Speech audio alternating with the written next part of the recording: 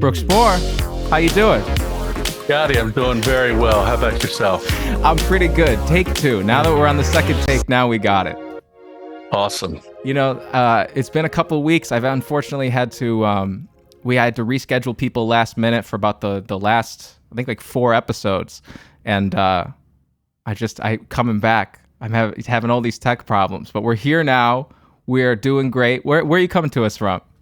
So today I'm coming to you from the just outside the Gettysburg battlefield in Gettysburg, Pennsylvania. How long have you been there? Well, I came up for a seminar on Thursday, and I'm going to be heading back for Mother's Day on Sunday. Where do you live? I live outside the Washington, D.C. area. Is that where you grew up? I grew up in Baltimore. Baltimore. Okay. My girlfriend's from Bethesda, Maryland. So like about an hour from there. Well, that's where I live. Oh, really? Yeah. That's funny. When I met her, the only thing she was like, she's from Potomac, but she explained it as Bethesda, Maryland. And Right. I just got excited because I grew up playing, I don't know if you ever heard of Bethesda video games. They're right there. And that was like my childhood. Absolutely.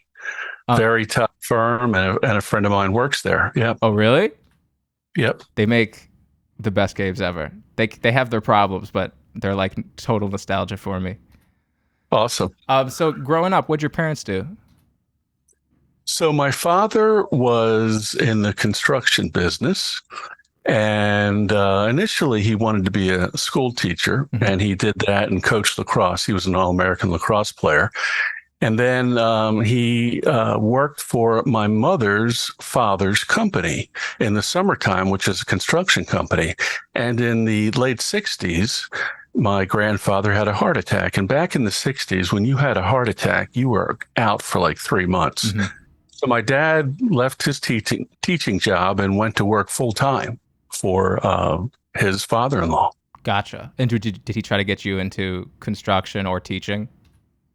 You know, my dad brought me up, and so did my mom, saying, you can do whatever you want to do. Do it well, and you'll be successful. So, of course, I built little stools and went out on the construction site with him. But he'll never forget, I had a TV program in high school, and he'll never forget the first time he went with me. It was on a weekend, and we were filming an interview with the quarterback for, at the time, was the Baltimore Colts. And they were the team before they left, and then an expansion team came in, and the Ravens, established themselves in Baltimore. But we were interviewing the quarterback, and, it was like my first experience, like walking through the tunnel, walking out on the field at Memorial Stadium, and there's Burt Jones, and my dad's running the camera, and it's like, he'll never forget it, that was like my first time, like in 10th grade, doing something like that. So that's how that started. But I grew up on a horse farm as well. And one of the things that I would do during the summer times is I started announcing horse shows. And so that's also where I kind of got started in the announcing aspect of things. I did ask my parents probably, when I was younger, for a video camera. And I shot a lot of Super 8 film and did some photography stuff and all. But so I got into that kind of at a young age. But, the career just kind of kept on going from there. And I've been really living the dream all my life. How often were you announcing horse races? Well, it's different than horse races. It's horse shows. Oh, horse shows. Yeah. So you'd have riders come in, jump around the course of fences and different things like that. And then the next one would come in.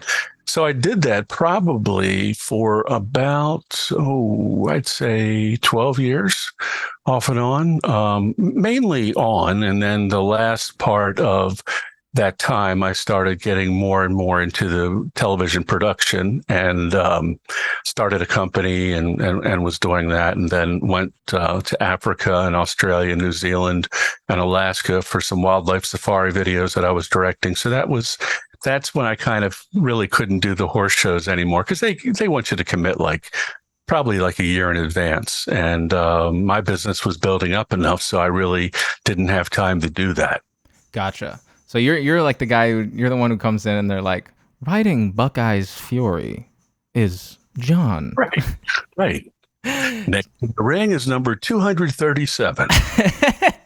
I've at my Owned mom's. and ridden by Scotty Madonia. Yes, my mom's a horse rider, and she was an instructor. She went to college for like equestrian science, and I grew up in upstate New York, and so we Yeah. used to go to the New York State Fair, which is in Syracuse, New York, and Sure. I love my mother to death, but she could sit in those arenas and watch people trot for like 6 hours, and I'm 9. You know, I want to go on the rides and eat the junk Yeah. food. So I've Yeah. spent a lot of my life. She never made me too long. I love you, mom. I'm not trying to say anything bad, but I know that area, that type of Yeah, I rode expertise as a fondly. kid, and then I stopped riding when I was around 15. And, I would start announcing horse shows. And because I had the experience in the business, and then it's interesting, I even was president of the Maryland Horse Show Association. I managed horse shows early in my 20s and did that. And then just the TV part really took off. And actually, my first paid job was putting together a promotional video for a new horse park in Culpeper, Virginia. And, I still have the contract today for that job because it was the first contract that I ever signed that was, decent for my business. So wait, what were you back? What year was this? Oh, I don't know, man. You want to go back that far? I Way do. before you were born, 1984. 1984. So now, what are you using to cut? Is that just like the splice film, or is in 1984 is right when the No. digital revolution happened? So were you editing No, digitally? way before the digital revolution, we were still on tape, 3/4 inch tape with, beautiful looking broadcast Plumbicon tube camera. It was tube camera. It wasn't even chips at the time. When I went to Africa in 87, we had an NEC chip camera, but we still weren't digital recording at that time. So we were still shooting on VHS. I'm not VHS, 3/4. So when I was doing that first production, we would shoot on 3/4 and then edit on a 1-inch wide analog tape. Okay. How do you learn to do something like that? Because nowadays, anyone can just like go on their computer and it's very self-explanatory. But that's not really something that you can just invest all this money and just say, oh, I'll figure it out, right? Or is that what you did? Well, I mean, I think one of the things in life is that you need to have somebody give you a hand, leg up, Mhm. be your mentor in a way. And I would say I had various people along the way that did give me a chance. I mean, I learned at college how to edit 3/4 to 3/4 inch tape. So that would just be like cuts only. And then, as I evolved, I went on to, start the nonlinear Avid nonlinear system. And then that, initially that was just like proxy files. It wasn't even, you couldn't even use that as a finished master. And then, back in the late 90s, that started to develop to be good enough for broadcast. You could play it back and deliver it to a station. And then, we ended up in the 2000s starting to get into the high definition and all that stuff. So I've always really been into technology and just loved it and, stayed with it and educate and all those things. So that's kind of how I've kept up with the business and really just love it. Where'd you go to college? I started in a college. Well, actually, this is the funny thing, and this is a little tip for you. Back when I was a sophomore in high school, they had a program with the local college. I mean, it's a state school, Towson University, and you could take a course at Towson University. So I was in a TV production class in high school, so I took a TV directing course at Towson, a 300 level course. And the funny thing was, I started working at the FM radio station, which broadcasts all through Baltimore. And the only opening was for a bluegrass show. And I knew nothing about bluegrass, but it was Saturday night, 6 to 9. I did this show called Backwoods Bluegrass. So that was my start in college. And then after I graduated high school, I went to Marietta College in Ohio. And then I went to University of Maryland, College Park. Okay. And then what was your degree? Well, much like Bill Gates and Steve Jobs, I didn't finish with a degree because I didn't finish. Now, is that because you ended up getting work so quickly into college that you didn't have to? Yeah, I would say I started, like, I came back from Marietta and I actually started at being an assistant teacher at my former high school because the teacher left. And then after about a year, I ended up being the head teacher of the TV program and then started doing work. So I just started getting really busy with my production and, just kind of left school. Now, that didn't mean I left educating myself, going to seminars, learning about different aspects of the business, whether director of photography workshops or directing. So yeah, I've always been very curious and always wanted to learn. So I continued to learn as I still do. So wait, now was there ever a point where you were questioning whether, television media was what you wanted to go into? Was there ever a point where there was something else that, was a hobby of yours that you're like, maybe this is what I'm going to actually go into? Or is it always television media? It's always been that ever since high school for sure.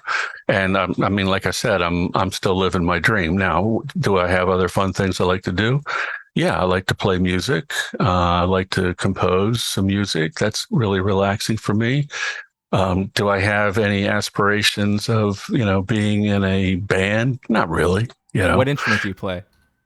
I play saxophone and keyboards. Really? I'm a drummer. I went to music school actually.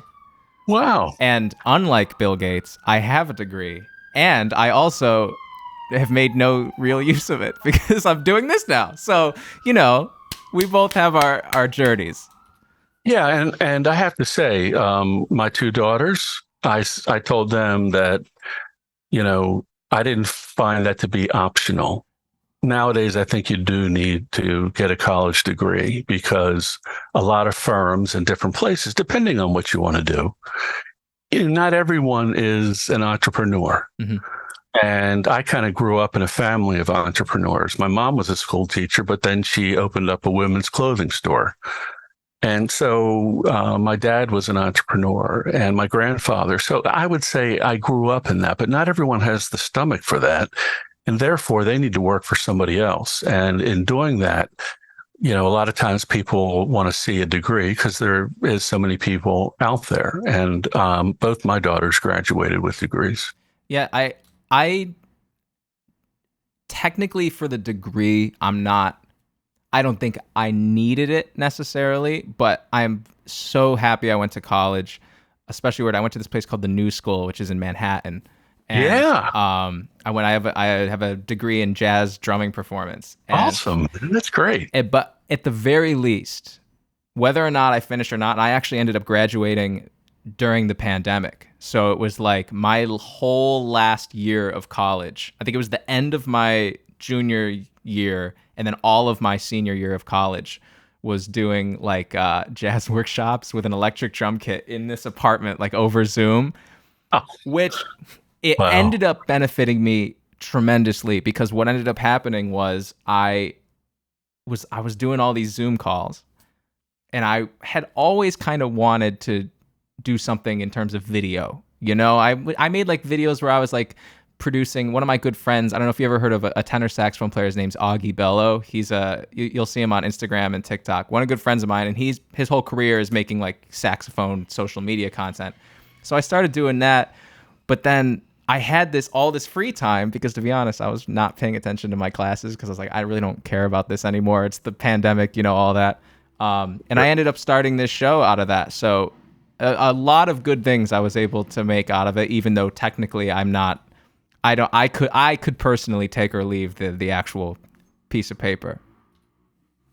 But, that's just me. Yeah. So then how long after college what did you do right out of college, and then how did that get you over to the Discovery Network, because you're working as an editor there first, right? No, I started with my own business and then kind of keep fast forwarding. I then started a business with a guy, and we started a production company, had a studio up to like 100 employees at one time. And then me and my partner decided to go our separate ways. And that was like 2000. And then obviously, September 11th happened. So then, we kind of closed that business down, and my wife started a company. And so we work together and have a staff of about 8 people now. But at the time, we were kind of rebuilding things back up. And one of our clients was a telecommunications company who went bankrupt. And, when you're a small business and someone goes bankrupt and owes you a lot of money, well, I started thinking, how am I going to pay for the house and my kids' school and things like that? So a guy that used to work for me at my previous company said, hey, if you ever need to pick up any freelance work, just give me a call down at Discovery Channel. And so I called up and had a meeting on Friday, and they wanted me to start Monday. And I didn't want to shut our business down. So I said, hey, could I work like the second shift, like 6 to 2 in the morning? And they're like, sure. So, and because I had avid experience editing, as well as the old linear format of editing with tape machines, it was like there wasn't a lot of people that still knew how to do that. So that was like a foot in the door. And after about a year, they got rid of that room, and I was really just doing avid. But that's kind of how life goes sometimes. A door closes and then another door opens that you never dreamed of. So, I'd been announcing horse shows. I've been doing TV commercials and some radio commercials and corporate videos. And I happened to be working with the general manager of the Science Channel. His name was Steve Burns. And I know how to use Pro Tools, and, I love audio and love video. So it was a guy who was also editing a show for Steve Burns. I'll never forget. It was about Leonardo da Vinci. And he said, Brooks, could you read the scratch track for me for this? Now, a scratch track is when basically this show was what we call a reversion. Let's say the BBC originally did this show, so it's an hour long and it's got to fit into a 44-minute clock, which means you have commercial breaks and you've got like 4 or 5 breaks and then commercials to put in. So what they do is they kind of rewrite some of the show, take out some of the Britishisms, and they want a scratch track. So the editor usually reads the scratch track because you don't want to waste the money for the big shot narrator to do it and then have him do it again because some lines got changed. It's just too expensive. So the scratch track is done. And so I said, sure, I'll read the scratch track. Well, at the time, those shows were delivered with stems. And the stems are all the breakout tracks. So you have sound effects, music, any other sound. Sound effects they would do so sophisticated. They would have people walking across the sand in this one Egypt show I did. So the sound design was incredible. So I took the stems and mixed my voice with it. So, I just gave it back to the guy, and Steve happened to hear it. And he's like, I really like that guy's voice. And I had worked with Steve on just some minor projects before. And he's like, oh, man, I'm going to have to get in touch with Brooks. So he got in touch with me and he said, look, Brooks, I already have someone picked out for this show, the Leonardo da Vinci show, but I have some other shows I'd like you to work on. He has a show. It's a BBC reversion. They brought up the Monitor from like the Chesapeake River or something like that down in Virginia. They dug it up and they, took it to land. And so that was the first show I did about the Monitor. And from there on, I'd be working with some different producers and I would, edit some stuff too. And they're like, oh, I got to get a voice person for this. I'm like, hey, I do voice, too. If you like me, I'll just be happy to read. You don't have to give it to me, of course. And so I would audition and I started getting shows on Discovery, TLC, Science Channel, and mainly one-off documentary style shows. And then Steve says, Brooks, I've got this show. It comes in from Canada. We've never had it on the air yet, but they said it does amazingly well. The ratings are really good for this show, but it's really simple. And it's 4 segments in a half hour about how things are made. Would you like to do it? I said, sure, I'd love to do it. So that's how that series started. And the first season, I think I read like 3 seasons worth of scripts because we were getting caught up. And the reason why they get a U.S. narrator to do it, Canada has French and it has English. Well, they wanted to take out the Canadianisms in the English aspect. And obviously, they have to change kilometers to miles and just that kind of stuff. And so I was the guy that was the voice in the US, and the show has done incredibly well. There have been many types of shows that have tried to do it better, add more production value and all those things, and they have never beaten How It's Made for long. They might have lasted a season or 2, but How It's Made has, the last series we recorded was around early 2020, and with COVID and those things, and Discovery's merger and that kind of stuff. We haven't done any new episodes yet. Not to say that that's not going to happen, but we've been doing this thing since, I think the first episode I did was somewhere in 2004. And I've heard you say before that the reason it has lasted that long is because you think it takes a very simple concept and it doesn't try too much. It just executes a simple concept very well. And the reason those other shows, they don't understand that it's the core is what's there, and they're just trying to add frills to it to see if they can make their own thing out of it. But having said that, has there ever been a time where someone pitched an idea to you that might have been kind of an expansion of the idea of How It's Made, besides the How It's Made, like, the cars, but I mean, like an actual change in the idea where you went, you know what, actually that might be a good addition? Or is it something that has already been added that we might have not noticed? It just was kind of a subtle change. With the fact that Discovery Channel and National Geographic were located, a half hour from each other in Washington, D.C., a lot of people would go back and forth between the different networks. And so Steve went to National Geographic, and they had a show. I forget exactly what it was called, but it was something like How It's Made, but it was with a host named Marshall Brain. And they ran it, and the host is, there on site, and he also narrates it. And it didn't work. So Steve said, Brooks, I'd like to try this with this show. I'd like to see if you did the narration for it. Would it be very successful like How It's Made has been?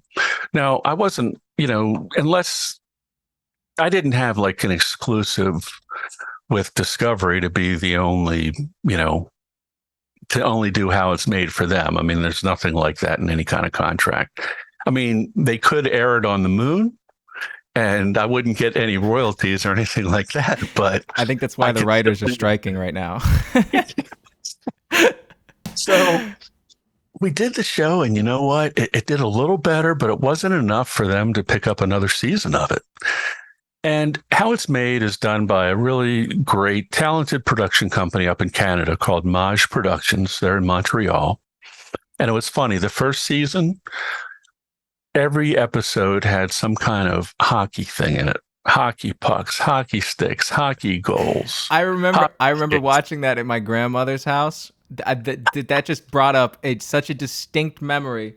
My grandmother, Pat, rest in peace. I remember going to her house, and I would watch Nickelodeon and Discovery. And I remember watching, and it must have been a replay of like that first season. And I can't believe that just like knocked a memory back into my head of it being hockey sticks, and then like hockey pucks, and then like hockey nets in a row. And I was like, is this this seems like a coincidence. Well, that could have been a theme show, but that's what the first season or two was like. Because, they started in their backyard, and hockey in Canada is like soccer is in Europe. It's just crazy.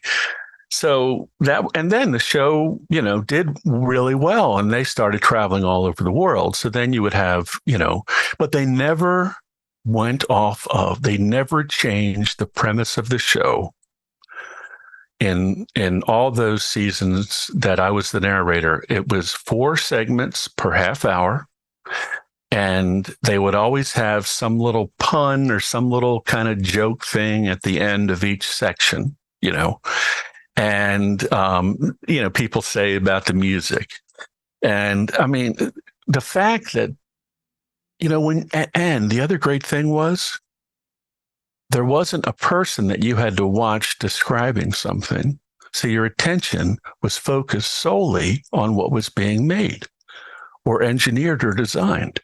So it's not like, well, I don't like that guy, so you're not going to watch the series. Like Dirty Jobs, everybody loves Mike Rowe, right? And Mike Rowe can sell that show. But when you have 4 segments in a 30-minute show, you're rolling. And if you had the distraction of someone standing up in front of the company or in front of the machine talking, it would really take away from that time to really watch what's happening with the product. So I think, it's been a sensational show that is simple and it works. When you go in to track an episode, do you have to on a personal level, have to have a full understanding of the entire process before you start recording? Or can you just kind of go in, read off the paper, and make it sound like, you have a deep understanding of this entire process? So that's a great question. And when I first was tracking the show, I requested to watch the show as I was reading the narration. So I'd have a monitor and I'd be watching the show play back with time code, and I'd hear the previous narrator low in my ear. And then I would read the script along to it so I could see what was happening. Well, I got to tell you, that's an expensive way to do things because they have to get the show loaded into the system and all that stuff. So, with how things worked, they decided to not do that anymore. So what I would do is I would ask, can I see the show? So they would send me a movie clip of the show, MP4 file or something, and the script, and I would look it over before I would read the show for the narration. So initially, we used to record all the shows down at Discovery's production studio headquarters, which were in Silver Spring, Maryland. Now they've moved up to New York. But then, probably after about 4 or 5 years, I would read it at my office, and we'd do a phone patch with the producer. They would listen to me read the script. And because the show, it is back-to-back copy, but there's always pauses, right? It's like, there's like a couple sentences and then there's a little pause. So the narration is really easy to kind of place, if you're kind of going along with the basic pace. So it wasn't like, that never was an issue. So I would read it at the office after I'd already watched it and I read over the script. And they would be on the line. I would record it locally at my office, and then I just upload the digital WAV files. Has there ever been an episode where you got done and you were like, man, I really don't know about anything I just said, but it sounds good, so we're keeping it? No, well, the crazy thing is, I was always curious as a kid, okay? I would take things apart and put them back together, or sometimes I'd fix things. So... And I still, my dad is on the computer, my brother, and man, I can't do this. How do I do that? So I've got this like remote software like Dell uses or Apple on their computer that I can log in and, help them fix something. So I've always been really curious about how things are made. And to be doing the show and learning so much about, I don't know, we've probably done like 1,700 or 1,800 segments, 4 per show, but I just love it. Now what the producer helps with sometimes is if there's a funky pronunciation and they, keep me straight on that, or if I, mess up something. But the interesting thing is the way we do the show is we'll start take one, segment one, how it's made. And then I will read through the script. And if I'm reading something and I stumble on a word, I'll go back and reread that sentence as I go and then continue on. And then once I'm done that section of the show, that segment, the producer then might have me go back and do a couple pickups of things that, sound a little funky to her, but maybe I didn't catch. And then we move on to the next segment. So I really read each section once and go through it all at once and then just kind of go back and do pickups. That's kind of how we do the show. Now, then it goes to the audio team at Discovery and they edit my voice in with the music and the stems of the show. There might be some nat sound and music. That's basically, all that is for that show. Does having a background, So they mix it and put it back. Yeah. does having a background of mixing on your own, having a deep understanding of that, does that help you as a voice actor? Because while you're speaking, you can go, oh, I know what kind of part of the frequency range I want to kind of take down. I want to emphasize certain parts of my voice. Or does it hurt you because of that knowledge, because you end up just nitpicking your voice and it ends up becoming, too subjective in a way because you're only hearing those little things because you know a little too much about what's going on. Well, I have to say, one course I took in college at University of Maryland was phenomenal. It was a speech course, and it really taught me about how to practice and do voice and diction and pronounce things properly. So there's been a couple words that, the producers call me on sometimes that I say wrong. And it's funny, people will write in on the comment boards, hey, this, or they'll send me an email because like anybody can kind of find me.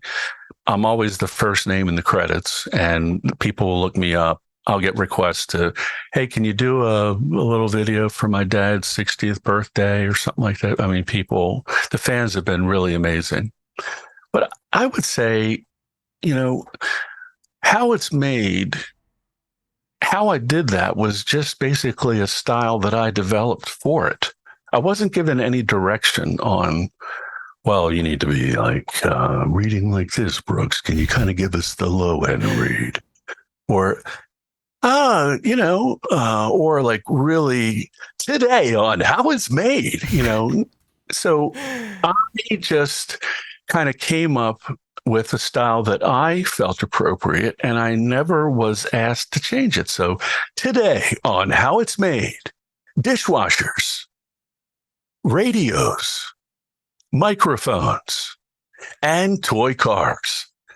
So that was what I developed for that show. Now, when I did How It's Made Dream Cars, I kind of took that and just amped it up slightly.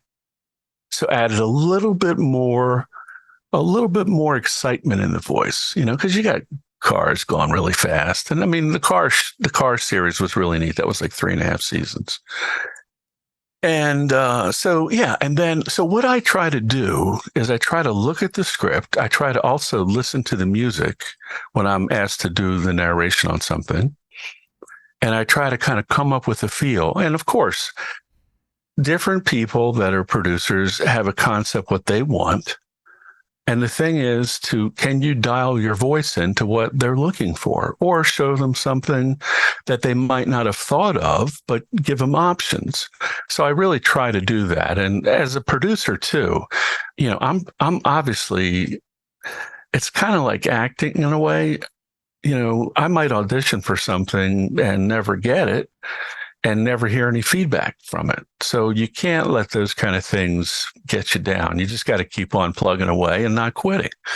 And so what that means is that there's a voice for everything. And, people are unique. My voice, I'm Brooks Moore. There's only one Brooks Moore, and there's only one you, and we're unique.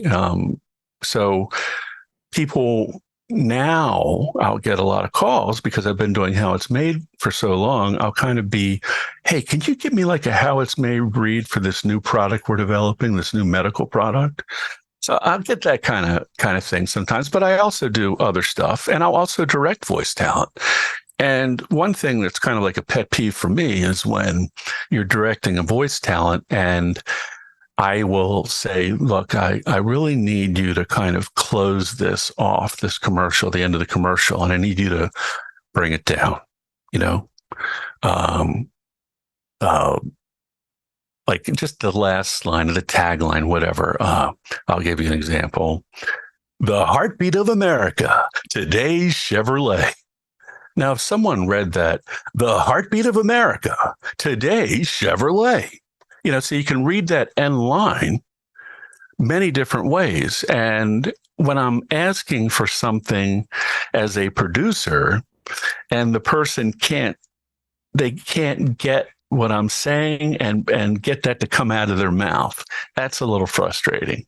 But, I mean, none of us are perfect. And I'm sure there's been times people have been frustrated with me.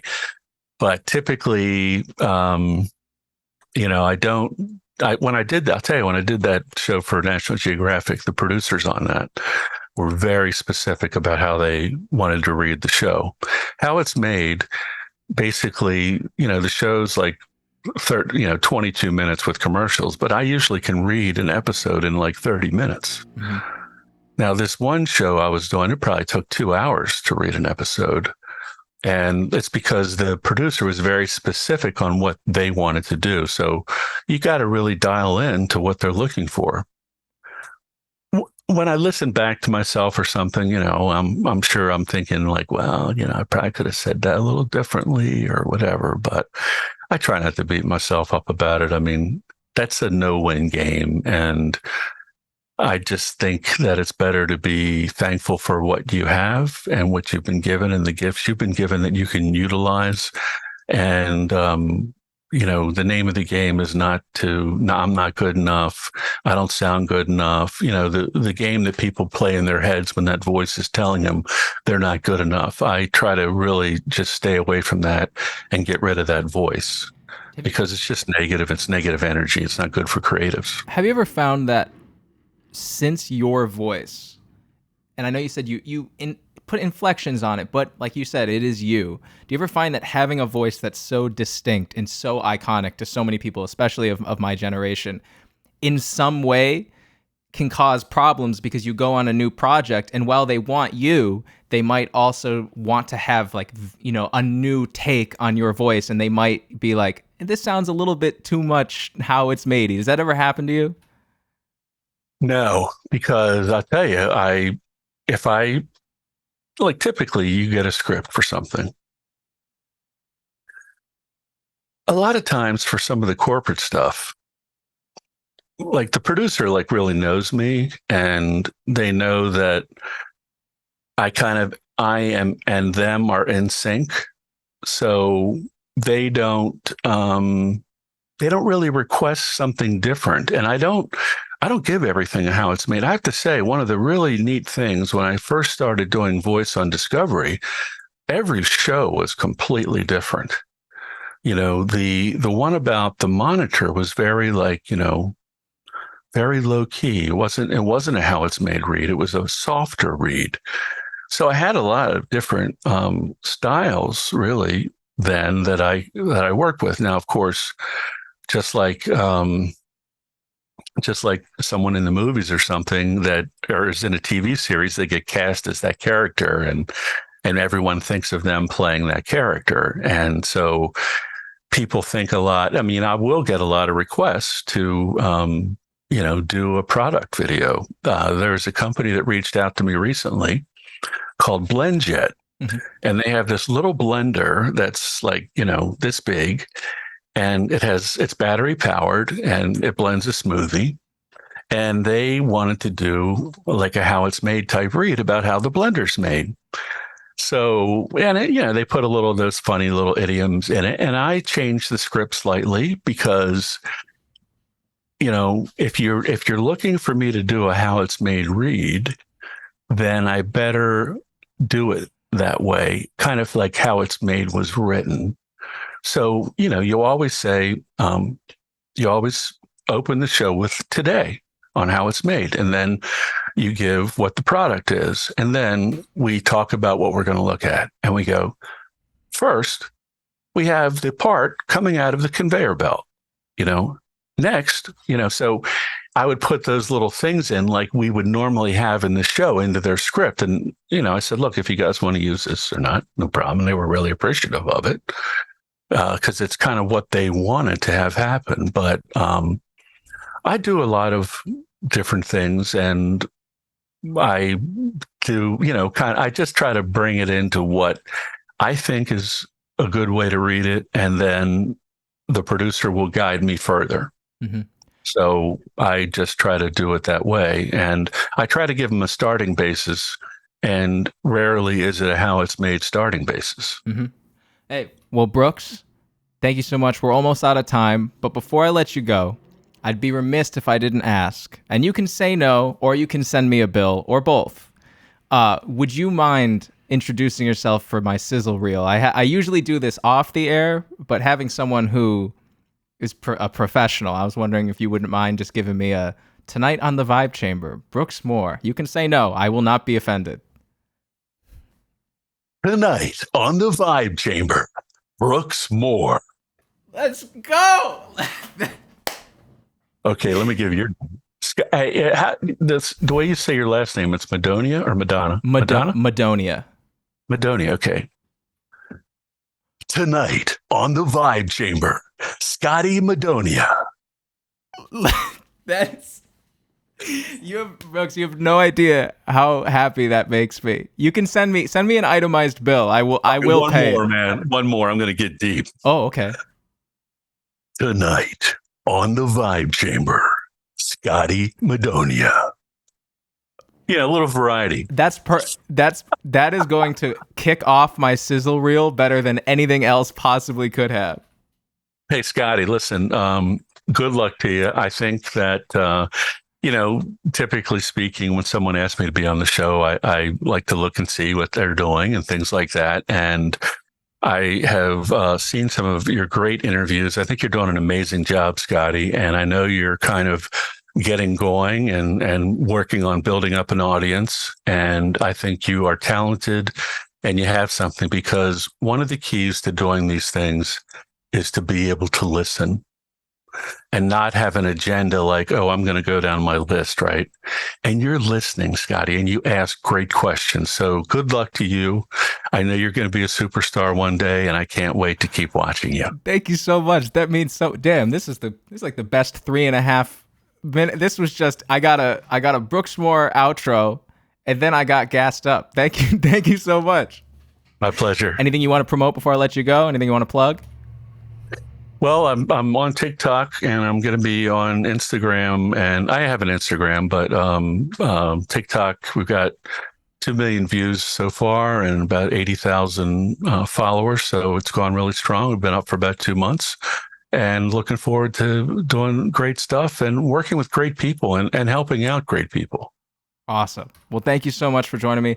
Thank you to everyone who watched. To be honest, I don't remember exactly when we're live next. I think it's in 2 weeks. And then we should be having a busy rest of the month and then a busy June. So I'll see you guys all next time.